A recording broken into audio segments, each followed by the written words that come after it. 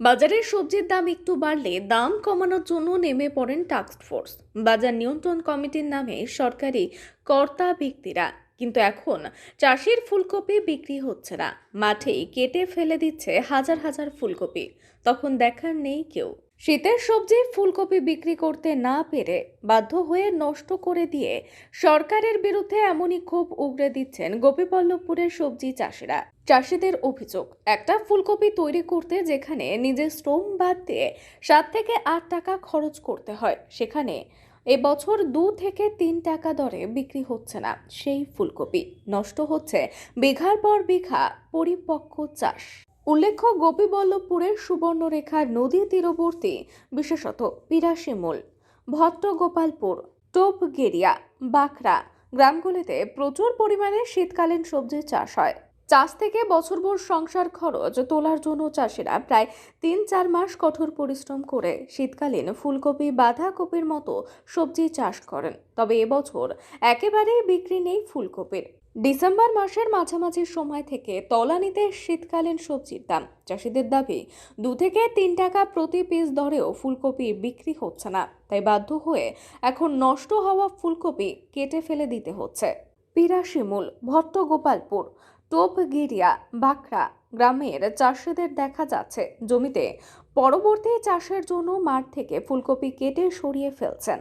এরকম পরিস্থিতিতে চাষিদের ক্ষোভ বাড়ছে প্রশাসনিক কর্মকর্তাদের বিরুদ্ধে। অভিযোগ, বাজারে সবজির দাম বাড়লে দাম নিয়ন্ত্রণের জন্য টাস্ক ফোর্স, বাজার নিয়ন্ত্রণ কমিটির নামে প্রশাসনিক কর্মকর্তারা নেমে পড়েন। কিন্তু এখন চাষিদের রক্ত জল করা পরিশ্রমের ফসল নষ্ট হচ্ছে, দেখার কেউ নেই। দাম বাড়লে সরকার, দাম কমলে কেউ নেই। না হলে কি ও পাটিও নেই, কপি বিক্রি হচ্ছে নি। 4 টাকা 5 টাকা দরে যদি বিক্রিও হতো তাহলে একটা আর কপি আছে, আবার তো আমাদের একটা ফসল এখন তো লস হয়ে গেছে, আর এটা তুলে আর একটা ফসল করব।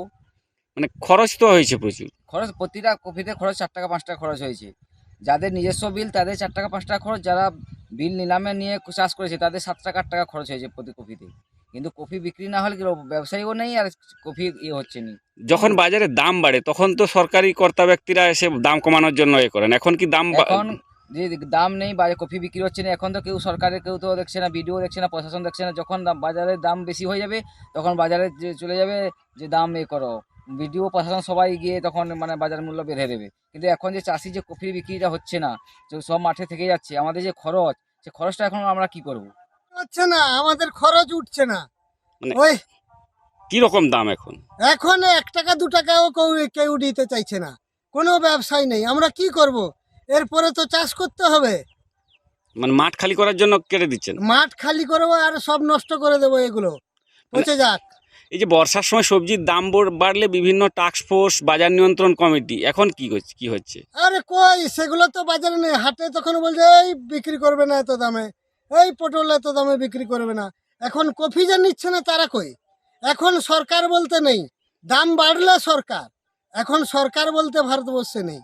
বিমা থাকে, এখানে কোনো ক্ষতিপূরণের ব্যবস্থা নেই? আমাদের তো বিমা নেই, কিছু নেই সরকারে। আমরা তো কোনো প্রশাসন, হাটে মাল বিক্রি হচ্ছে না, চাষিরা কোনো দাম পাচ্ছে না। এগুলো তাহলে আমরা কি করব বলুন? আমরা চাষ করছি বৃথা। এই চাষ আমাদের, এই ভালো ফুলকপি নষ্ট হয়ে যাচ্ছে। এগুলো কেউ গরিব লোক খেলে, সস্তায় খেলে আমরা কেটে নষ্ট করতাম? কোনো ইয়ে হচ্ছে না।